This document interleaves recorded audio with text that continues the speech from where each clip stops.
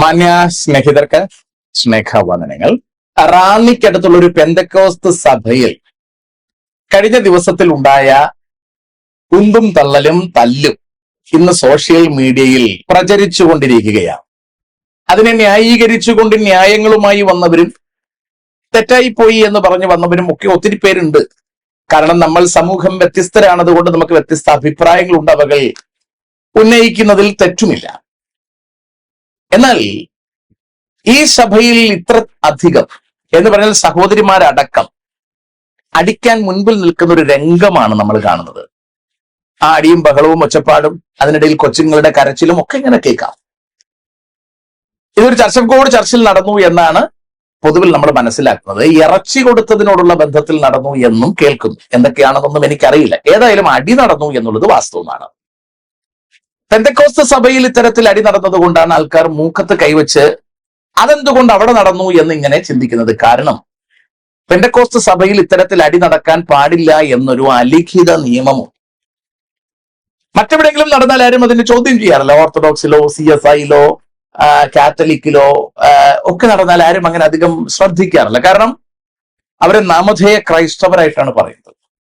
എന്നാൽ പെന്തക്കോസ്തുകാരെ നമ്മൾ പറയുന്നത് ദൈവമക്കൾ എന്നാണ് പറയുന്നത്. അപ്പൊ ദൈവമക്കൾ അടികൂടുന്നു എന്ന് പറയുമ്പോൾ സ്വാഭാവികമായും പൊതുസമൂഹം അതിശയോക്തിയോടുകൂടി ആ വിഷയത്തെ കാണും എന്നത് സംശയമില്ലാത്ത കാര്യമാണ്. അപ്പോൾ എന്റെ ചോദ്യം, ദൈവമക്കൾക്ക് അടികൂടാൻ പാടില്ലേ? ദൈവമക്കൾ അടിവെക്കണ്ടേ എന്നുള്ളതാണ് എന്റെ ചോദ്യം. അവരടിവെക്കട്ടെ. ഇന്നത്തെ സഭയുടെ മൂല്യച്യുതി നമ്മൾ ശരിക്കും വചനാടിസ്ഥാനത്തിൽ തന്നെ ഗ്രഹിക്കേണ്ടതുണ്ട്. ഒരുപാട് പറയാൻ നമുക്ക് ഈ ഒരു വീഡിയോ തികയില്ല. ഞാൻ അല്പം ഒന്ന് വിശദീകരിക്കാമെന്ന് പ്രതീക്ഷിക്കുകയാണ്. നമുക്കറിയാം, ആദ്യ നൂറ്റാണ്ടിൽ ദൈവസഭ പരിശുദ്ധാത്മാവിനാൽ ഉടലെടുത്ത് കഴിഞ്ഞ് സഭയിൽ വിഷയങ്ങൾ നടക്കുകയാണ്. അന്ന് സഭയിലുണ്ടായ വിഷയങ്ങൾ ഉപദേശത്തോടുള്ള ബന്ധത്തിലെ വിഷയങ്ങളാണ്. കാരണം യഹൂദ മതത്തിന്റെ വേരുകളിൽ നിന്ന് ആരംഭിക്കുന്ന ഒരു ക്രൈസ്തവ മാർഗത്തിന് യഹൂദ മതത്തിന്റെ ചില വിഴുപ്പുകളെ കൂടി ചുമക്കേണ്ടതായ ബാധ്യത വരുന്നു. അല്ലെങ്കിൽ ബാധ്യത പത്രോസ് അടക്കമുള്ള അപ്പോസ്തലന്മാർ കൊണ്ടുവരുന്നു. അവകൾ ആവശ്യമില്ല എന്ന് പൗലോസൊക്കെ ഉച്ചസ്ഥരം ഘോഷിക്കുന്നതാണ് നമ്മൾ കൗൺസിലുകളിൽ കാണുന്നത്. കുറച്ചുകൂടി ഇങ്ങോട്ട് വരുമ്പോൾ പൗലോസിന്റെ മിഷനറി യാത്രകൾ പുരോഗമിക്കുമ്പോൾ കൊരിന്തിലൊക്കെ സഭ സ്ഥാപിച്ച് സെക്കൻഡ് റൗണ്ട് അവിടേക്ക് ചെല്ലുമ്പോൾ കൊരിന്തിലൊക്കെ പറയുന്നത് ഒരുപാട് പ്രശ്നങ്ങളാണ്.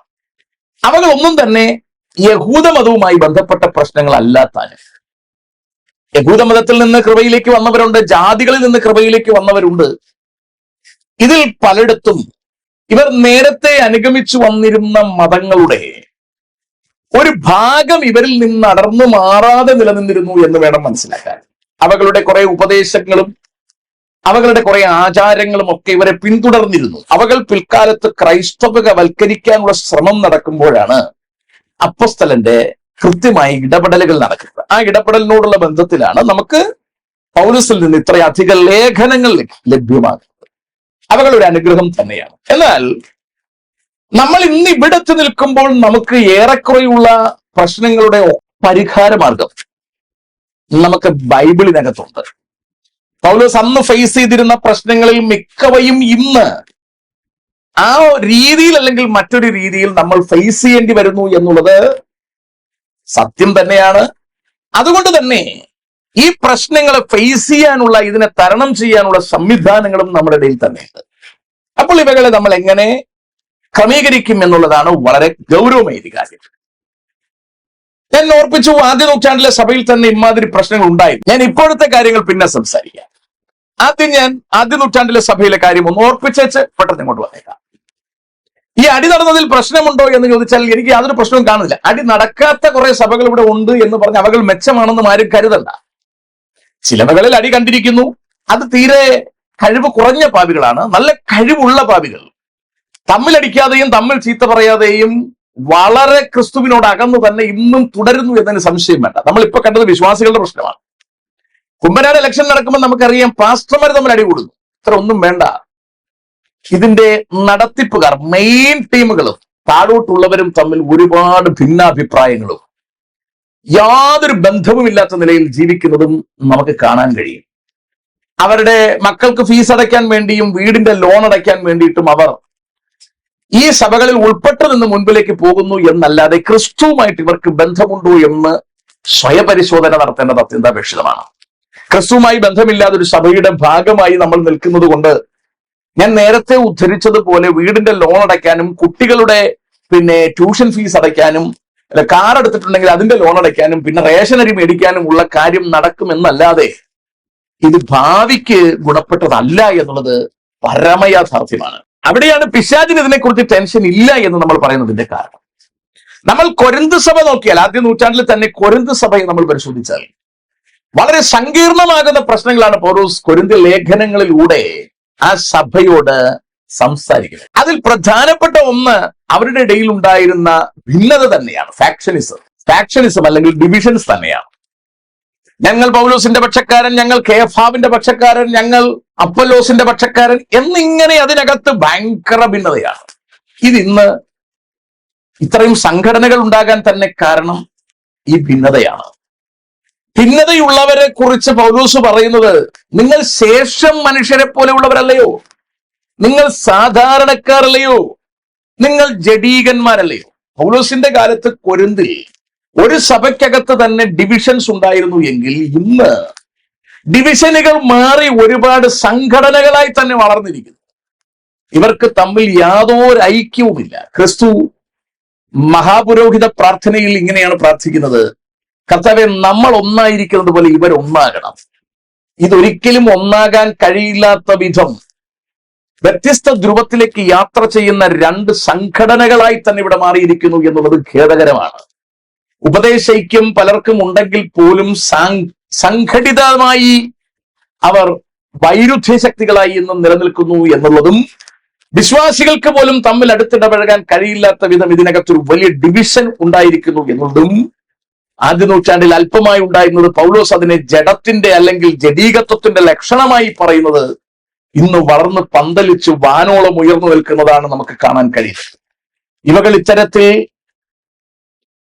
ആകാശത്തോളം ഉയരത്തിൽ പൊക്കി വെച്ചുകൊണ്ട് അതിന്റെ മണ്ടക്കിരിക്കുന്ന നേതാക്കന്മാർ തന്നെയാണ് നമ്മുടെ ഒക്കെ ശാപം എന്നതിന് യാതൊരു സംശയവും വേണ്ട.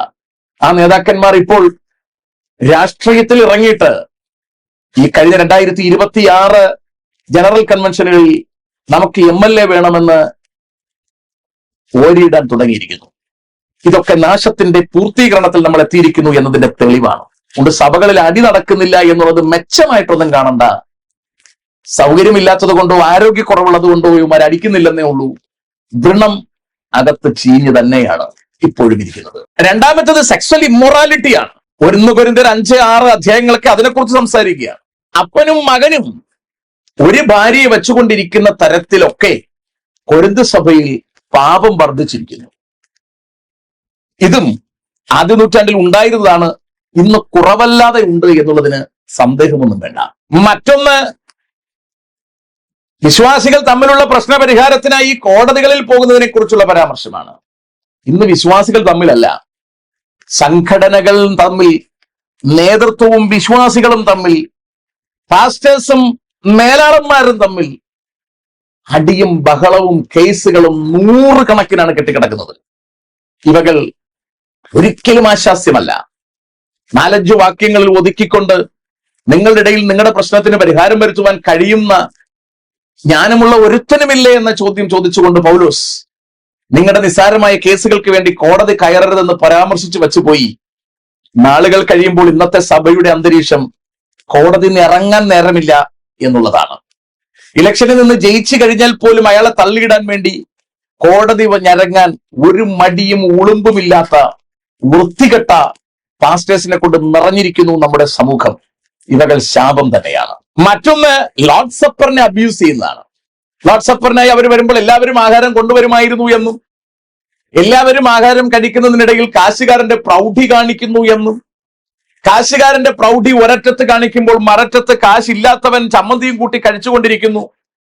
പിന്നീട് നടക്കുന്ന കർത്തൃമേശയ്ക്ക് ഇതൊരു മെനകേടായി അല്ലെങ്കിൽ വിഘാതമായി മാറുന്നു എന്ന് കണ്ടിട്ട് പൗലോസ് വീട്ടിൽ കിടന്ന് തിന്നൂടെ എന്ന് ചോദിക്കുന്നൊരവസ്ഥ ഉണ്ടാവുകയാണ്. കാശിന്റെ പൊളപ്പ് അന്നും ദൈവസഭയ്ക്കകത്തൊരു മെനകേട് തന്നെയായിരുന്നു. ഇന്നും ഇവകൾ കൃത്യമായി ഒരു മെനകേടിലേക്ക് നമ്മളെ കൊണ്ടെത്തിച്ചിരിക്കുന്നു എന്നുള്ളത് നമുക്ക് ചിന്തിക്കാതെ വിടാൻ ഒരിക്കലും കഴിയില്ല. ലോർഡ് സപ്പറിനെ മാത്രമല്ല അവർ അവഹേളിക്കുന്നത്, അടുത്തിരിക്കുന്ന വിശ്വാസി അവരെ അവഹേളിക്കുന്നു എന്നുള്ളത് വ്യക്തമായ കാര്യമാണ്. അതിനോട് ചേർന്നാണ് ആരാധനയുടെ ഡിസോർഡറും കൃപാവരങ്ങളുടെ വ്യക്തമല്ലാത്ത ഉപയോഗങ്ങളും. പ്രവചനത്തെ തുച്ഛീകരിക്കുന്നവരുണ്ട്, അന്യഭാഷയെ തള്ളിക്കളയുന്നവരുണ്ട്. ഇതൊക്കെ കമ്പൈൻ ചെയ്തുകൊണ്ട് പൗലോസ് വളരെ സരസമായി അന്യഭാഷ ഉപേക്ഷിക്കാൻ പാടില്ലെന്നും, അന്യഭാഷയിൽ സംസാരിക്കുന്നവൻ ദൈവത്തോടാണ് സംസാരിക്കുന്നതെന്നും, പ്രവചനത്തെ നിങ്ങൾ തുച്ഛീകരിക്കരുതെന്നും, കൃപാവരങ്ങളുടെ വ്യത്യസ്ത തരത്തിലുള്ള ഉപയോഗങ്ങളെക്കുറിച്ചും, ഏറ്റവും വലിയ കൃപാവരമായിരിക്കുന്ന സ്നേഹത്തെക്കുറിച്ചും ഒക്കെ പൗലോസ് വളരെ അടിസ്ഥാനപരമായി സംസാരിച്ചുകൊണ്ട് ദൈവസഭയ്ക്കകത്ത് ആദ്യ നൂറ്റാണ്ടിൽ ഉണ്ടായിരുന്ന കൃപാവരങ്ങളുടെ ഉപയോഗത്തെക്കുറിച്ചുള്ള ഭിന്നതകളെ ഇല്ലാതാക്കാൻ ശ്രമിക്കുകയാണ്. എങ്കിലും പിൽക്കാലത്ത് കൃപാവരങ്ങളുടെ പേരിൽ തന്നെ സംഘടനകൾ ഒരുപാടുണ്ടായിരിക്കും. അന്യഭാഷ ഇല്ല എന്ന് പറഞ്ഞ് ബ്രദറൻകാരനും ബാപ്റ്റിസ്റ്റുകാരനും മാറും. സ്നാനം വേണ്ട എന്ന് പറഞ്ഞ് മറ്റൊരു വർഗം മാറും. സ്നാനം കൊടിക്കീഴിലൂടെ പോയാൽ മതി എന്ന് പറഞ്ഞ് ഒരു വർഗം മാറും. പിതാവിന്റെയും പുത്രന്റെയും പരിശുദ്ധാത്മാവിന്റെയും നാമത്തിൽ എടുക്കണമെന്നൊന്നും യേശുവിന്റെ നാമത്തിൽ എടുക്കണമെന്ന് മറ്റൊരു വിഭാഗവും മാറിക്കൊണ്ടിരിക്കുന്നു. ഇങ്ങനെ അല്പാൽപ ഉപദേശങ്ങളുടെ പേരിൽ പൗലോസിന്റെ കാലത്ത് ഭിന്നതയുണ്ടായിരുന്നു എങ്കിലും ഇക്കാലത്ത് വളരെ കൃത്യവും സംഘടിതവുമായ നിലയിൽ ഉപദേശ വൈജാത്യങ്ങൾ, വൈരുദ്ധ്യങ്ങൾ നമ്മുടെ ഇടയിൽ നിലനിൽക്കുന്നു. പെന്തക്കോസ്തും തമ്മിലും ഉപദേശം കൊണ്ട് വ്യത്യസ്തത ഉണ്ടല്ലോ. ഞാൻ അത്രയും പറഞ്ഞങ്ങ് വെക്കുകയാണ്. മറ്റൊന്ന് വിഗ്രഹങ്ങൾക്ക് ആഹാരം കൊടുക്കുന്ന രീതിയാണ്. വിഗ്രഹാർപ്പിതത്തെ കുറിച്ചുള്ള സംഭവമാണ്. വിഗ്രഹാർപ്പിതം തിന്നുന്നതിനെ കുറിച്ചും. അപ്പോൾ ഇതൊക്കെ അവിടെ സമൂഹത്തിൽ നിലനിന്നിരുന്നു എന്ന് വേണം നമ്മൾ മനസ്സിലാക്കാൻ. ഇന്നും വിശ്വാസികൾ വിഗ്രഹാർപ്പിതം തിന്നുന്നവരുണ്ട്. സമൂഹത്തിലെ മറ്റ് സംസ്കാരങ്ങളോട് ഇടകലർന്ന് അല്ലെങ്കിൽ മതപരിപാടികളോട് ഇടകലർന്ന് ജീവിക്കുന്ന ആൾക്കാർ ഇന്നും സമൂഹത്തിൽ ലഭ്യമാണ്. പിന്നെ റിസറക്ഷനെ കുറിച്ചുള്ള ഡൗട്ട് അത് അന്നുകൊണ്ട് ഇന്ന് ഉണ്ടായിരിക്കാൻ സാധ്യതയുണ്ട്, ശ്രദ്ധയിൽപ്പെട്ടിട്ടില്ല. വിവാഹത്തെക്കുറിച്ചും വിവാഹം കഴിക്കാതിരിക്കുന്ന സെലിബസിയെ കുറിച്ചുമുള്ള നിരവധി ക്വസ്റ്റ്യൻസ്, അതിനെല്ലാം പൗലോസ് വളരെ ഭംഗിയായി മറുപടി പറയുകയാണ്. ഇതിനേറെ പോണം പൗലോസിന്റെ അപ്പോസ്തലത്വത്തെ കുറിച്ച് പോലും ചോദ്യമുണ്ടായി. ഞാൻ ചുരുക്കി പറഞ്ഞ് അവസാനിപ്പിക്കുകയാണ്. 10ഓളം കാര്യങ്ങൾ ഞാൻ പരാമർശിച്ചു. കൊരിന്ത് സഭയിൽ അല്ലെങ്കിൽ ആദ്യ നൂറ്റാണ്ടിലെ സഭയിൽ, പൗലോസ് തന്നെ സ്ഥാപിച്ച സഭയിൽ പ്രശ്നങ്ങളുണ്ടായി. ഈ പ്രശ്നങ്ങൾ പിൽക്കാലത്ത് മാറിയോ എന്ന് ചോദിച്ചാൽ, എഫെസോസ് സഭയിൽ പൗലോസ് സ്ഥാപിച്ചതിന് ശേഷം പൗലോസ് പറയുകയാണ്, ഞാൻ പോയ ശേഷം ആടുകളെ ആദരിക്കാത്ത ചെന്നായ്ക്കൾ പുറത്തു നിന്നും വരാൻ സാധ്യതയുണ്ട്. ഭിന്ന ഉപദേശം പ്രസ്താവിക്കുന്നവർ നിങ്ങളുടെ ഇടയിൽ നിന്ന് എഴുന്നേൽക്കാൻ സാധ്യതയുണ്ട്. അതുകൊണ്ട് അക്കാലത്തുണ്ടായിരുന്ന ഉപദേഷ്ടാക്കന്മാരോട് ഈ 2 കാര്യങ്ങൾ നിങ്ങൾ സൂക്ഷിക്കണം, ആടുകളെ നിങ്ങൾ സൂക്ഷിച്ചോണം എന്ന് ഓർപ്പിച്ച് പൗലോസ് ശുശ്രൂഷ ഹാൻഡ് ഓവർ ചെയ്ത്, അല്ലെങ്കിൽ ആ സഭയെക്കുറിച്ചുള്ള പൗലോസിന്റെ ചുമതലകൾ ഹാൻഡ് ഓവർ ചെയ്ത് പൗലോസ് കൈകഴുകുകയാണ്. നാളുകൾ ചിലത് കഴിയുമ്പോൾ AD 95 ആവുമ്പോൾ അവിടുത്തെ പാസ്റ്റർ, എഫെസോസിലെ പാസ്റ്റർ യോഹന്നാൻ അപ്പോസ്തലനാണ്. യോഹന്നാൻ അപ്പോസ്തലനെ കർത്താവ് പത്മോസ് എന്ന ദ്വീപിലേക്ക് കൊണ്ടുവന്നിട്ട് എഫെസോസ് സഭയ്ക്ക് ദൂത് പറയുമ്പോൾ സഭയെക്കുറിച്ചുള്ള പഴയ ഒരുപാട് ക്വാളിറ്റി പറയുന്നെങ്കിലും അതിന്റെ ആദ്യ സ്നേഹം വിട്ടുപോയി എന്ന കുറ്റം ആ സഭയെക്കുറിച്ച് കുറ്റമായി തന്നെ പരാമർശിക്കുകയാണ്. ഞാൻ ചുരുക്കി പറയുന്നത്, ആദ്യ സ്നേഹം വിട്ടുപോയി എന്ന ആ സഭയെക്കുറിച്ച് പറഞ്ഞിട്ട് അതിനൊരു തിരുത്തൽ വരുത്തിയില്ലെങ്കിൽ ഞാൻ തന്നെ തള്ളിക്കളയുമെന്ന് പറയുന്നു. പിൽക്കാലത്ത് കർത്താവിന് ആ സഭയെ തള്ളിക്കളയേണ്ടതായി വന്നു എന്നാണ് നമ്മൾ ചരിത്രത്തിൽ നിന്ന് മനസ്സിലാക്കുന്നത്. ഇന്ന് അവിടെ ദൈവസഭകൾ ഇല്ലാത്ത വിധം ചെകുത്താന്റെ വർഗങ്ങൾ ആ ദേശം കൈക്കലാക്കിയിരിക്കുകയാണ്. എന്താണ് ദൈവസഭകൾക്കകത്ത് ഇത്തരത്തിൽ അടികൾ നടക്കാനുള്ള കാരണം? നമ്മൾ ഉപദേശിമാർ തന്നെയാണ്. 1-2 തിമോത്തിയോസ്, തീത്തോസ് 3 ലേഖനങ്ങളിലൂടെ ഒരു ദൈവദാസൻ എങ്ങനായിരിക്കണം എന്നുള്ളതിനെ വളരെ കൃത്യമായി അടിവരയിട്ട് സംസാരിക്കുകയാണ് പൗലോസ്. ഇത്തരത്തിൽ യോഗ്യതകളില്ലാത്ത ദൈവദാസന്മാർ നമ്മുടെ സഭകളെ നശിപ്പിച്ചിരിക്കുന്നു എന്നതിന് സംശയം വേണ്ട. എങ്ങനെങ്കിലും ആൾക്കാരുടെ വോട്ട് നേടി അധികാരത്തിലെത്തുക എന്ന ആവേശവുമായി ഒരു വർഗം എല്ലാ സഭയിലുമുണ്ട്.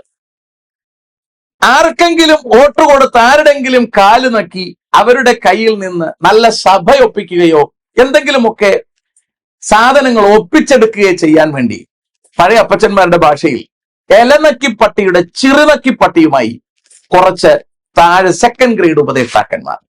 ഇതിനിടയിൽ വളരെ ചുരുക്കം പേർ തിരുവചനാടിസ്ഥാനത്തിൽ തിരുവെടുത്ത് പറയുന്നത് പോലെ ഒറ്റപ്പെട്ട അവസ്ഥയിൽ ശുശ്രൂഷിച്ച് നിത്യതയ്ക്ക് ഒരുങ്ങുകയും ചിലരെ നിത്യതയ്ക്ക് ഒരുക്കുകയും ചെയ്യുന്ന ശുശ്രൂഷകന്മാർ എല്ലാ സഭയിലും. ഇനി വിശ്വാസിയുടെ ഗതി എടുത്താൽ അതിനേക്കാൾ വലുതാണ്. വിശ്വാസികൾ ഓരോ സഭ ചാടി ചാടി ചാടി ചാടി ചാടി ചാടി നടക്കുകയാണ്. അവർക്ക് അതിനെക്കുറിച്ച് തെക്കും മടക്കും അറിയില്ല, അവരിങ്ങനെ നടക്കുകയാണ്. എത്ര വിശ്വാസികൾക്കാണ് തിരുവെഴുത്തിനെ കുറിച്ച് അറിവുള്ളത്? എന്തിനാണ് സഭയിൽ പോകുന്നത് എന്നതിനെ കുറിച്ച് കൃത്യമായി ധാരണയുള്ള എത്ര വിശ്വാസികൾ സഭയിലുണ്ട് എന്ന് നിങ്ങൾ പരിശോധിച്ചു നോക്കും. ഖേദകരമാണ്. സഭയിൽ നിന്ന് ആൾക്കാർ വിട്ടുപോകുന്നതിന് നിസ്സാര പ്രശ്നങ്ങളാണ്. കഴിഞ്ഞൊരു ദിവസം ഒരാളുമായി ഞാൻ സംസാരിക്കുമ്പോൾ കേട്ടത്, സഭയിൽ കുട്ടികൾക്ക് മാർക്കിട്ടതിൽ വന്ന വ്യത്യാസം, അത് ഒരുപാട് വർത്തമാനത്തിന് കാരണമായി. ചില കുടുംബങ്ങൾ സഭ വിട്ടു പോകാൻ കാരണമായി. ഞാനത് സംസാരിച്ചപ്പോൾ ഒരാൾ എന്നോട് പറഞ്ഞത്, പാസ്റ്റർ എന്തുകൊണ്ട് ആ വിഷയത്തെ ഇടപെട്ട് സോൾവ് ചെയ്തില്ല? അതാണ് അവരുടെ ചോദ്യം. എന്റെ ചോദ്യം, കുട്ടികളെ സൺഡേ സ്കൂളിന് 10 വാക്യം പഠിപ്പിക്കുന്നിടത്ത് എന്തിനാണ് ഇത്തരത്തിൽ മത്സരങ്ങൾ വെക്കുന്നത്? അവർ പഠിക്കാൻ വേണ്ടി അവർക്കൊരു പ്രോത്സാഹനം കൊടുക്കുന്നത് തെറ്റല്ല, പക്ഷേ എടുത്താൽ പൊങ്ങാത്ത ട്രോഫികൾ. എന്തിനാണ് അവരെ നിങ്ങൾ ഇങ്ങനെ ചതിക്കുന്നത്? എന്റെ കുറച്ച് നാളുകൾക്ക് മുമ്പ്, അന്ന് എനിക്ക് ചർച്ച ഉണ്ടായിരുന്നില്ല, അപ്പോൾ എല്ലാ ദിവസവും ഞാൻ ഇങ്ങനെ ശുശ്രൂഷയോടുള്ള ബന്ധത്തിൽ യാത്ര ചെയ്യുന്നത് കൊണ്ട് എന്റെ കുട്ടികളെ ഞാൻ അടുത്തുള്ള ഒരു assemblies of God Churchill Sunday school പഠിക്കാൻ വിടുമായിരുന്നു. അവരവിടെ പഠിക്കാൻ പോയി ഞാൻ മിക്കവാറും പറയാറുണ്ട്, നിങ്ങൾ എക്സാമിനൊന്നും പോണ്ട, നിങ്ങൾ പോയി വാക്യം പഠിക്കുക, നിങ്ങൾ കാര്യങ്ങൾ പഠിക്കുക. എങ്കിലും അവിടെയുള്ള അവരുടെ പ്രോത്സാഹനം കാരണം ഇവർ എക്സാം ഒക്കെ എഴുതും. ഒരു വാക്യം പറഞ്ഞാൽ, ഞാനത് ഓർക്കുന്നുണ്ട്, ഒരു വാക്യം കാണാതെ പറഞ്ഞാൽ ടീച്ചർ ഒരു ട്രോഫി കൊടുക്കും, എന്നിട്ട് ചർച്ചിന്റെ വക ഒരു ട്രോഫി കൊടുക്കും, പറ്റുമെങ്കിൽ സെക്ഷനിൽ ഒരെണ്ണവും ചിലപ്പോൾ ഡിസ്ട്രിക്റ്റിൽ വരെ ഒരു ട്രോഫി കിട്ടിയെന്നിരിക്കും. ഒരു വാക്യം പറഞ്ഞാൽ 4 ട്രോഫി, വീട് നിറച്ച് ട്രോഫിയാണ്. ഞാൻ പറഞ്ഞിട്ടുണ്ട്, നിങ്ങൾ ഇതൊന്നും മേടിച്ചുകൊണ്ട് വരുന്നത് എന്ന് പറഞ്ഞാൽ ട്രോഫിയുടെ മൂല്യം തന്നെ കളയുകയാണ്. അപ്പൊ തന്നെ 2 മക്കൾ ഒരു സൺഡേ സ്കൂളിൽ പഠിക്കുകയാണെങ്കിൽ ഇവരുടെ മാതാപിതാക്കൾ തമ്മിൽ വഴക്കാണ് ഈ കുട്ടിയുടെ മാർക്കിനെ ചൊല്ലി. എന്താണ് ഈ കാണിച്ചു കൂട്ടുന്നത്? എന്താണ് ഇതിന്റെയൊക്കെ പുറകിലെ പരിപാടി? പിന്നെ ചിട്ടി കെട്ടുന്നത് പോലെ സൺഡേ സ്കൂളിൽ പൈസ കിട്ടും, എന്നിട്ട് നമ്മൾ പറയുന്ന സാധനം അവിടെ മേടിച്ചു തരും. എനിക്ക് മനസ്സിലാകുന്നില്ല. ഇതിന്റെ ഒരു വിഹിതം സഭയുടെ ഫണ്ടിൽ കിട്ടും എന്ന കാരണത്താലാണ് ഈ കച്ചവടങ്ങളൊക്കെ വച്ച് പുലർത്തുന്നത്. ഇവകൾ കുട്ടികൾക്കിടയിൽ വൈരവും വെറുപ്പും ഉണ്ടാക്കാൻ കഴിയുമെന്നല്ല, കുട്ടികളുടെ മാത്രമല്ല മാതാപിതാക്കളുടെ ഇടയിലും. ഇവറ്റകളെ മേച്ചോണ്ട് നടക്കാൻ ഉപദേശിക്കും, ഭയങ്കര പണിയാണ്. ഇങ്ങനെ ഗതികെട്ട പരിപാടി. ഇത് സഭ കൊണ്ട് തീരില്ല, അടുത്ത സെക്ഷനിലേക്ക് പോകും. സെക്ഷൻ കൊണ്ട് തീരില്ല, അടുത്ത ഡിസ്ട്രിക്റ്റിലേക്ക് പോകും. അടിയും പഴക്കും അപ്പനമ്മമാർ ഭ്രാന്ത് പിടിച്ചാണ് നടക്കുന്നത്. ഇവകൾക്കിടയിൽ അടി നടക്കുന്നതിൽ അതിശയിക്കേണ്ടെന്ന യാതൊരു കാര്യവുമില്ല. ഞാനൊരു ചർച്ചിലാണ് കുറച്ചു കാലം ഉൾപ്പെട്ടു നിന്നത്. അവിടുത്തെ ഉപദേശിയും അന്നത്തെ സെക്രട്ടറിയും ചേർന്ന് അവരുടെ കയ്യിലാക്കി സഭ കൊണ്ടുപോവുകയാണ്. സഭയിലെ പാത്രങ്ങളടക്കം സെക്രട്ടറിയുടെ വീട്ടിലാണ്. പിന്നീട് പാസ്റ്റർ മാറിപ്പോകുമ്പോൾ സഭയിൽ പല സാധനങ്ങളും നോക്കുമ്പോൾ കാണാനില്ല. ചർച്ചകളായി, സംസാരമായി, വഴക്കായി. ഒടുവിൽ പഴയ കമ്മിറ്റിയെ പിരിച്ചുവിടേണ്ടതായി വന്നു. പുതിയ കമ്മിറ്റിയിലും ഈ കമ്മിറ്റിക്കാരൻ തന്നെ മത്സരിക്കാൻ വന്നപ്പോൾ ഞാൻ പറഞ്ഞു പറ്റത്തില്ല, അങ്ങനെ അയാളെ മാറ്റി നിർത്തി. ചുരുക്കി പറഞ്ഞാൽ, ആ സഭയുടെ സ്ഥാപകനായിരുന്ന അപ്പച്ചന്റെ അമ്മച്ചിയുടെ മകനായിരുന്നു അവിടുത്തെ പണ്ടത്തെ സെക്രട്ടറി. അദ്ദേഹം എന്തോ കാരണത്താൽ പിണങ്ങി മാറി നിന്നു. കാരണങ്ങളൊന്നും എനിക്കറിയില്ല. അക്കാലത്താണ് കൊറോണ വരുന്നത്. കൊറോണയിൽ ഓൺലൈൻ വർഷിപ്പ് നടന്നു. അപ്പോൾ പുതിയ പാസ്റ്റർ വന്നപ്പോൾ ഞാനാണ് ഓൺലൈൻ ഹോസ്റ്റ് ചെയ്ത് കൊടുക്കുന്നത്. വർഷിപ്പ് നടത്തി. ആ ആരാധനയിൽ സഭയിൽ നിന്ന് വിട്ടുമാറി നിന്ന പഴയ സെക്രട്ടറി എന്ന് പറഞ്ഞാൽ സഭയുടെ സ്ഥാപകരായിരുന്ന അപ്പച്ചന്റെയും അമ്മച്ചിയുടെയും മകൻ ആ മീറ്റിംഗിൽ കയറി എന്ന കാരണത്താൽ വിട്ടുപോയ പാസ്റ്ററും തന്നെ അണ്ടത്തെ സെക്രട്ടറിയും കൂടി ഇനി പറയാനൊന്നുമില്ല. ഞങ്ങളാണ് അവരെ കയറ്റിയതെന്നും അയാൾ തിരിച്ചു വരുമെന്നും. അയാൾ തിരിച്ച് ചർച്ചിൽ വന്നാൽ യവനെന്താണ് കേട്? യവന് സെക്രട്ടറി ആയിട്ടിരിക്കാൻ വേണ്ടിയും മറ്റവന് തിരിച്ചിവിടെ വരാൻ വേണ്ടിയും ഒക്കെ യുവമാര് തമ്മിൽ അണ്ടർഗ്രൗണ്ട് കളിയാണ്. വെറും വൃത്തികെട്ട കളി. ആ കളികൾ നടത്തി ഞാൻ ചുരുക്കി ഒറ്റ വാക്കിൽ പറഞ്ഞു വിട്ടാൽ, ആ അങ്കിള് എന്ന് പറഞ്ഞാൽ പഴയ സെക്രട്ടറി എന്ന് പറഞ്ഞാൽ ആ സഭയുടെ ആരംഭകരായിരുന്ന അപ്പച്ചന്റെ അമ്മച്ചിയുടെയും മകൻ. അയാൾ കല്യാണം കഴിച്ചിരുന്ന ഒരു ബ്രാഹ്മിൻ ആന്റിയാണ്. 2 മക്കളുണ്ട്. 2 മക്കളും കല്യാണം കഴിച്ച് നല്ല നിലയിൽ ജീവിക്കുന്ന ആൾക്കാരാണ്. അയാൾ ആ ഓൺലൈനിൽ കയറിയപ്പോൾ യുവമാരുണ്ടാക്കിയ പ്രശ്നങ്ങൾ കാരണം പിൽക്കാലത്ത് അവർ ദൈവസഭയെ ഉപേക്ഷിച്ചു. പിന്നീട് ഞാൻ കേൾക്കുന്നത് അവർ ആഭരണം ഒക്കെ ധരിച്ച് കാത്തലിക്കിലേക്ക് മടങ്ങിപ്പോയി എന്നാണ്. എന്തൊരു ശാപമാണ് യുവമാർ. അപ്പോൾ അവിടെ അടി നടന്നില്ലെന്ന് പറഞ്ഞത് മാന്യതയുള്ളതാണെന്ന് പറയാൻ ഒക്കത്തില്ല. അവിടെ നടന്നത് ഇന്റേണൽ അടിയാണ്. ഇതിനെല്ലാം ചുക്കാൻ പിടിച്ചത് അവിടെ ഇരുന്നിട്ട് മാറിപ്പോയ ആ ഉപദേശി എന്ന് പറയുന്ന മിടുക്കനാണ്. അവൻ കൃത്യമായി കളിക്കാവുന്ന കളികൾ കളിച്ച് അവൻ വലിയ വലിയ ചർച്ചകളിലേക്ക് കയറിപ്പോയി. ഇന്ന് മാന്യതയുള്ള ചർച്ചിലിരുന്ന് പൈസ ഉണ്ടാക്കിക്കൊണ്ടിരിക്കുകയാണ്. സെക്രട്ടറി ആവാൻ മേഞ്ഞവൻ അവനിപ്പോ പള്ളിയിൽ പോലും പോകുന്നില്ല, തെണ്ടിത്തിരിഞ്ഞ് നടക്കുകയാണ്. അവിടെ നിന്നിരുന്ന പഴയ സെക്രട്ടറിയും അവരുടെ കുടുംബവും പിന്മാറ്റത്തിലേക്ക് പോയി. ഇതാണ് അന്തരീക്ഷം. ഇത് നമ്മൾ തിരിച്ചറിയണം. ഇത് തന്നെയാണ് മിക്കവാറും സഭകളുടെ അന്തരീക്ഷം. അതുപോലെ തന്നെ ഞാൻ അന്ന് ആ ചർച്ചില് ടെസ്റ്റ് എഴുതിയിട്ട് നിൽക്കുകയാണ്, ഉപദേശിയുടെ ടെസ്റ്റ്. എനിക്ക് മാർക്ക് ലിസ്റ്റ് ഒക്കെ വന്നു, ഞാൻ പാസ്സായി. എന്റെ പേപ്പർ അമേരിക്കയിൽ അയക്കേണ്ടതിന് എന്റെ പാസ്റ്റർ ഒപ്പിട്ടില്ല. അയാൾ ഒപ്പിടാതെ എന്റെ അതിനെ ക്യാൻസൽ ചെയ്യിപ്പിച്ചു. പിൽക്കാലത്ത് അത് അവിടെ പിടിച്ചു വെച്ചു. അടുത്ത വർഷം വിടുമെന്ന് പറഞ്ഞു. ഞാൻ പിന്നെ നോക്കാനൊന്നും പോയില്ല, അതിനെ അവർ മാറ്റിവെച്ചു. കുറെ നാളുകൾക്ക് ശേഷം ഞാൻ ഓഫീസിൽ ചെന്ന് ആ പേപ്പർ തിരക്കുമ്പോൾ പേപ്പറുകളില്ല. ഞാൻ ഒരു വർഷത്തോളം ഞാൻ കരമടയ്ക്കാതിരുന്നിട്ടും, എന്ന് പറഞ്ഞാൽ ദശാംശം അടയ്ക്കാതിരുന്നിട്ടും എന്റെ റെക്കോർഡ്സ് എല്ലാം കറക്റ്റ് ആയിട്ട് അവിടെ ഉണ്ട്. പക്ഷേ ഞാൻ എഴുതിയ ടെസ്റ്റിന്റെ പേപ്പറും അവിടെ ഇല്ല, എന്റെ റിസൾട്ടും അവിടെ ഇല്ല. ഇതെല്ലാം ഇവന്മാര് മൂക്കി. ഇതാണ് ഇവർക്ക് ഒരാളെ ഒതുക്കണമെങ്കിൽ ഇവർ ചെയ്യുന്നത്. ഇവന്മാരുടെ വിചാരം എന്നെ അവന്റെ പേപ്പർ മാറ്റിവെച്ചാൽ എന്നെ ഒതുക്കാൻ പറ്റുമെന്നാണ്. ഒരു കാരണവശാലും പറ്റില്ല. എന്നെ വിളിച്ചത് ഈ സംഘടനക്കാരുമല്ല. അതുകൊണ്ട് എനിക്ക് ഇവന്മാരുമായിട്ട് യാതൊരു പ്രശ്നവുമില്ല. ഇവന്മാർക്ക് ഒരു ചുണ്ണാമ്പും ചെയ്യാൻ കഴിയത്തുമില്ല. അങ്ങനെ പേടിക്കുന്ന ആൾക്കാരുണ്ട്, മൂക്ക് ചെത്തിക്കളയുമെന്ന് പേടിക്കുന്ന. അവരുടെ അടുത്തലേ ഈ ഓലപ്പാമ്പ് കളിയൊക്കെ നടക്കത്തുള്ളൂ. യുവമാർക്ക് ഇവിടെ ഇച്ചിരി കാശുണ്ടാക്കണം, പേരുണ്ടാക്കണം, ഇതൊക്കെയാണ് യുവമാരുടെ ഉദ്ദേശം. അതിനാണെങ്കിൽ സംഘടനകൾ വേണ്ടിവരും. സംഘടനകൾക്കകത്ത് ഇതുപോലെ ചവിട്ടി മെതിക്കപ്പെടുന്ന ഒരുപാട് പേരും. എന്നെ ഉപദ്രവിച്ചതുപോലെ ഉപദ്രവിച്ചാൽ പിന്നീട് അവർക്ക് ജീവിക്കാൻ ഗതിയില്ല എന്നുള്ളത് കൊണ്ട് യവന്മാരുടെ കാല് പിന്നെയും നക്കിയും യവന്മാര് പറയുന്നത് പോലെ കേട്ടും യവന്മാരുടെ കൂടെ നിൽക്കുന്ന ഒരുപാട് ഉപദേശിമാർ ഇന്ന് ഈ സഭകൾക്കകത്തുണ്ട്. ഉപദ്രവിക്കപ്പെടാതിരിക്കേണ്ടതിന് കാല് പിടിച്ച് നടക്കുന്ന ഒരുപാട് പേരുണ്ട്. ആ ഉപദേശിമാരുടെ മക്കളടക്കം ഇതിനകത്ത് വേദന അനുഭവിക്കുകയാണ് എന്ന വസ്തുത നമ്മൾ തിരിച്ചറിയണം. ഇത് ഖേദകരമാണ്. അമ്മാതിരി വേദനകൾ അനുഭവിച്ച് ഇതിനകത്ത് നിൽക്കുന്ന അടുത്ത തലമുറയ്ക്ക് കർത്താവിനെ പോലും അറിയാൻ കഴിയില്ല എന്നുള്ളത് ഖേദകരമായ കാര്യം തന്നെയാണ്. കഴിഞ്ഞ ദിവസം ഒരു പാസ്റ്ററുടെ ഒരു വീഡിയോ ഞാൻ കാണാനിടയായി. അയാൾ മറ്റൊരു പാസ്റ്ററുടെയും അയാളുടെ ഭാര്യയുടെയും അയാളുടെ മകളുടെയും അയാളുടെ വീടിന്റെയും വീഡിയോ എടുത്ത് അയാൾ പരസ്യപ്പെടുത്തിയിരിക്കുക. ആ മകൾക്ക് നഴ്സിംഗ് പഠിക്കാൻ വേണ്ടിയിട്ട് 1 ലക്ഷം രൂപ വേണം എന്നുള്ളതാണ് അദ്ദേഹത്തിന്റെ ആവശ്യം. ആ ആവശ്യം ഉന്നയിച്ചൊരു വീഡിയോ ഇടുന്നത് പാപമൊന്നുമല്ല. പക്ഷേ ആ പെൺകുട്ടിയുടെയും ദൈവദാസന്റെയും ആന്റിയുടെയും ഒക്കെ പടയെടുത്തിട്ടത് മോശമായിപ്പോയി എന്നാണ് എന്റെ അഭിപ്രായം. അയാൾ ഉൾപ്പെട്ട് നിൽക്കുന്ന സംഘടനയിൽ ആ കുട്ടിക്ക് 2 ലക്ഷം രൂപ ഫീസ് കൊടുത്ത് പഠിപ്പിക്കാൻ കഴിയുന്ന ഒരുത്തനില്ലേ? എന്തിനാ ദൈവദാസനെ എടുത്തിട്ട് പരസ്യകോലമാക്കണം? ഒരിക്കലും അതിന്റെ ആവശ്യമില്ല. ഇട്ടുമൂടാൻ കാശുള്ളപ്പോൾ, ധനാട്യന്മാരായ 100 കണക്കിന് ആൾക്കാരുള്ളപ്പോൾ, ഒരു അർഹതയുമില്ലാതെ കാശു വാരിക്കുട്ടുന്ന ഉപദേശിമാരുള്ളപ്പോൾ, അതിന്റെ നടുവിലാണ് വേദനിക്കുന്ന ഇമ്മാതിരിയുള്ള ജനമുള്ളത് എന്ന് നമ്മൾ തിരിച്ചറിയണം. വേദനിക്കപ്പെടുന്ന ഉപദേശി എല്ലാ കാലത്തും സംഘടനകൾക്കകത്ത് ഒറ്റപ്പെടുക തന്നെയാണ്. അങ്ങനെയുള്ള ഉപദേശിമാരിൽ നല്ലൊരു ഭാഗവും അവരുടെ നേതൃത്വത്തോട് സ്നേഹമോ ബഹുമാനമോ ഉള്ളത് കൊണ്ടല്ല അവർ കീഴ്പ്പെട്ടു പോകുന്നത്, നിവർത്തികേട് കൊണ്ടാണ്. നിവർത്തികേട് കൊണ്ട് കീഴ്പ്പെട്ടു പോയിട്ട് എന്താണ് കാര്യം? കുറെ നാളുകൾക്ക് മുമ്പ് ഹിന്ദുവിൽ നിന്ന് രക്ഷയിലേക്ക് വന്ന് ഇന്ന് പാസ്റ്ററായിരിക്കുന്ന ഒരാൾ എന്റെ വീട്ടിൽ വന്നു. അയാൾ എന്നോട് സംസാരിച്ചുകൊണ്ടിരിക്കുമ്പോൾ അദ്ദേഹത്തിന്റെ നേതൃത്വത്തെക്കുറിച്ച് അദ്ദേഹം വളരെ നിശിതമായി വിമർശനം ഉന്നയിച്ചു. അയാളാണ് എന്നെ ഈ പരുവത്തിനാക്കിയതെന്നും ഞാൻ അദ്ദേഹത്തിനെതിരെ സംസാരിച്ചത് കൊണ്ട് അദ്ദേഹം എനിക്ക് നല്ല സഭ തന്നില്ലെന്നും അദ്ദേഹം അതിന്റെ ഫലം അനുഭവിക്കുമെന്നും ഒക്കെ ഇയാൾ പ്രാകുകയാണ്. അപ്പൊ ഞാൻ ചോദിച്ചു, നിങ്ങളുടെ നേതാവിനെയല്ലേ പ്രാകുന്നത്? അതെ. അയാളുടെ മോശം പ്രവൃത്തി അത്ര വലുതാണ്. ഞാൻ അയാളോട് ചോദിച്ചു, അയാളെ പ്രാഗിക്കൊണ്ട് അയാളുടെ സംഘടനയിൽ നിന്ന് നിങ്ങൾ യേശുവിന്റെ പ്രവൃത്തിയാണ് ചെയ്യുന്നതെന്ന് പറഞ്ഞ് ഈ ചെയ്യുന്ന പ്രവൃത്തി കർത്താവിന്റെ പ്രവൃത്തിയേ അല്ല.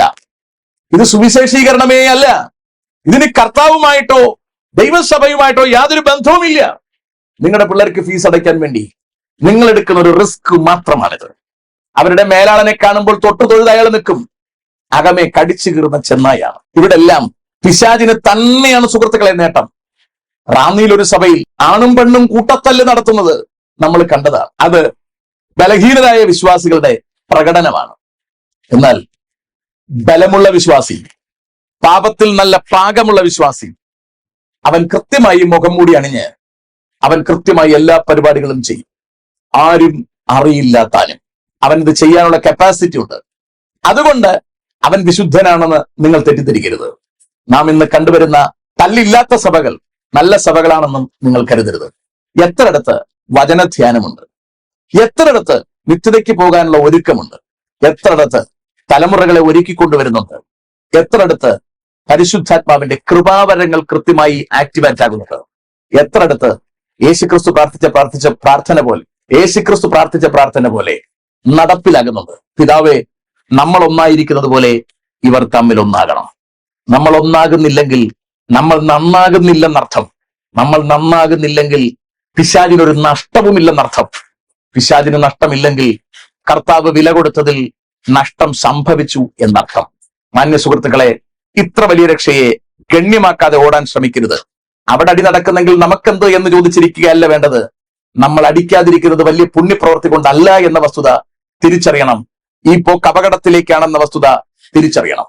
നിങ്ങളുടെ ഉപദേശി തിരുവചന പ്രകാരമുള്ള ക്വാളിഫിക്കേഷൻസ് ഇല്ലാത്ത ആളാണെങ്കിൽ നിങ്ങൾ ആ സഭ വിട്ടുപോകണം. കാരണം അയാൾക്ക് നിങ്ങളെ മേയ്ക്കാനുള്ള അവകാശമില്ല. അയാളുടെ കീഴിൽ നിങ്ങൾ ഇരുന്നത് കൊണ്ട് ന്യായവുമില്ല. സംഘടനകളല്ല നോക്കേണ്ടത്, നിങ്ങളെ നടത്താൻ കെൽപ്പുള്ള, പ്രാഗൽഭ്യമുള്ള ദൈവദാസന്റെ കീഴിൽ 5-10 കൊല്ലം ഇരുന്ന് നിങ്ങൾ വളർച്ച പ്രാപിച്ച് നിത്യതയ്ക്കൊരുങ്ങൂ. ഏത് സംഘടനയിൽ നിന്ന് ചെന്നൊന്ന് സ്വർഗത്തിൽ ചോദിക്കില്ല. നിങ്ങളെ നടത്താൻ കഴിവുള്ളവരുടെ കീഴിലിരുന്ന് നടത്തിപ്പുകാരെ ഓർത്ത് അവർക്ക് നിങ്ങളെ നിത്യതയ്ക്ക് നടത്താൻ കഴിയുമെന്ന് ഉറപ്പുണ്ടെങ്കിൽ അവരുടെ കൂടെ നിൽക്കുക. അവരെന്നാണോ ആ ക്വാളിഫിക്കേഷൻ നഷ്ടപ്പെടുത്തുന്നത്, അപ്പോൾ നിങ്ങൾക്ക് അവരെയും വിട്ടു പോകേണ്ടതായി വരും. ആരെയും പേടിച്ച് കീഴ്പ്പെടാതിരിക്കുക, ആരുടെയും മുമ്പിൽ ആവശ്യമില്ലാതെ കീഴടങ്ങാതിരിക്കുക. ഒരുപാട് പാസ്റ്റർമാർ ഇതുപോലെ വിശ്വാസികളെ കബളിപ്പിക്കുന്നുണ്ട്. അവന്മാര് പറയാണ്, ഞങ്ങൾക്കെതിരെ സംസാരിച്ചാൽ, ഞങ്ങൾ ഞരങ്ങിക്കൊണ്ടിട ചെയ്യാൻ ഇടവന്നാൽ നിങ്ങൾക്ക് ന്യായവിധി ഉണ്ടാകും. മാന്യ സുഹൃത്തുക്കളെ, നിങ്ങൾ ഉറപ്പുവരുത്തണം നിങ്ങളുടെ ശുശ്രൂഷകന് തീമത്യോസ് 1-2 തീത്തോസ് 3 ലേഖനങ്ങൾ അടിസ്ഥാനപ്പെടുത്തിയിട്ടുള്ള ക്വാളിഫിക്കേഷൻസ് നിങ്ങളുടെ ഉപദേശിക്കുണ്ടെന്ന് ഉറപ്പുവരുത്തുക. ഇല്ലെങ്കിൽ അവനെ ചോദ്യം ചെയ്താൽ ഒരു കുഴപ്പവും സംഭവിക്കില്ല. വഷളനെ നിന്ദ്യനായി എണ്ണണം, യഹോവ ഭക്തനെ ആദരിക്കണം. തിരിച്ചായി പോകരുത്. നിങ്ങളെ ഒരുത്തൻ വരട്ടിയെന്ന് പറഞ്ഞ് നിങ്ങൾ ഭയപ്പെടേണ്ട യാതൊരു ആവശ്യവുമില്ല. ശൗൽ അഭിഷിക്തനായിരുന്നു, ശൗലിനെതിരെ ദാവീദ് കൈനീട്ടിയില്ല എന്നൊക്കെ പറഞ്ഞ് നിങ്ങളെ ആരും വരട്ടാനൊന്നും നോക്കണ്ട. തിരുവചനാടിസ്ഥാനത്തിൽ യോഗ്യത ഇല്ലാത്തവനാണ് നിങ്ങളുടെ ഉപദേഷ്ടാവെങ്കിൽ നിങ്ങൾക്ക് അവനെ ചോദ്യം ചെയ്യാം, നിങ്ങൾക്ക് അവനെ വിട്ടേച്ചു പോകാം. ഒരു ചുക്കും പിശാച് നിങ്ങളെ ചെയ്യില്ല, കർത്താവ് ഒരിക്കലും ചെയ്യില്ല. വളരെ കൃത്യമായി കാര്യം നിങ്ങൾ തിരിച്ചറിയണം. ആരും നിങ്ങളെ വിരട്ടാതിരിക്കാൻ, ആരും നിങ്ങളെ ഭയപ്പെടുത്താതിരിക്കാൻ, ആരും നിങ്ങളെ ചൂഷണം ചെയ്യാതിരിക്കാൻ സൂക്ഷ്മതയുള്ളവരായിരിക്കുക. നിത്യതയ്ക്കൊരുങ്ങുക. നിങ്ങൾ തന്നെ വെരിഫൈ ചെയ്യുക. നിങ്ങൾ കൂടുന്ന ചർച്ച എങ്ങനെയുണ്ട്, നിങ്ങളുടെ ഉപദേശി എങ്ങനെയുണ്ട്, നിങ്ങൾ ഇങ്ങനെ പോയാൽ നിത്യതയ്ക്ക് എത്തുമോ? വളരെ ഭംഗിയായി വെരിഫൈ ചെയ്യുക, മനസ്സിലാക്കുക, വിലയിരുത്തുക, മാറി ചിന്തിക്കുക, നിത്യതയ്ക്കൊരുങ്ങുക. ദൈവം നമ്മെല്ലാവരെയും അനുഗ്രഹിക്കുമാറാകട്ടെ.